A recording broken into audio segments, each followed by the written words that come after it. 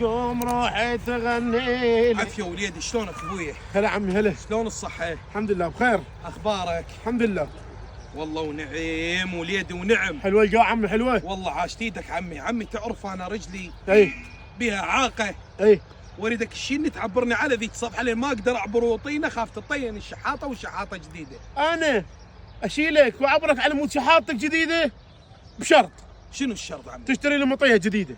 ها؟ تشتري لي مطيه جديده ما يخالف عمي اشتري لك. وتزوجني. ها؟ وتزوجني زهيره بنت عمي. ما يخالف عمي زوجك.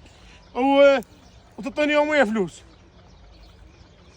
فد مرة انهبني تعال ما عبرك ما يخالف اعطيك يومية فلوس. من البدايه. يلا عم اصعد اصعد. يا الله. يلا. يا ابوي روح انت شتريت قلت لك مطيه وبنت عمي زهيره إيه؟ وفلوس. نعل ابوك لابو عمك، نعل ابوك لابو عمك، ولك تساومني لين انا عمك مريض. ايش بيه؟ عمي لا زوجك ولا اشتري لك مطيه خوش ولا اعطيك بنتي، فهمت يولا؟ انا جاي شغل وياك. عافية يلا روح اشتغل. هذا الجبر هيك عم. يا انطيت عمري اي والماخذ مشلع عروقه. شلون راح يعبرني هذا؟ السلام السلام عليكم. هلا عمي هلا. شلونك عمو نظوري؟ ها عم. شلون الصحة؟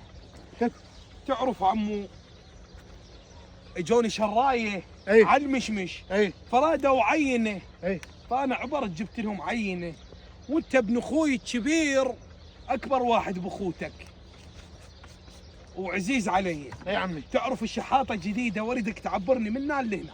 راح تقول لي راح تسجلها باسمك نصها. هم رجعنا على الشحاطه. ايش اسوي يا عم؟ اعبر عمي اعبر. اعبر عمي اعبر. ازم هذا المشمش. بالله شوفه يا عمي.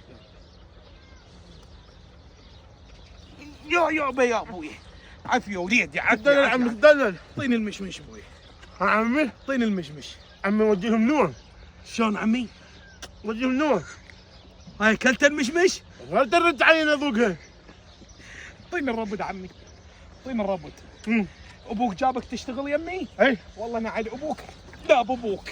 اوقف ولا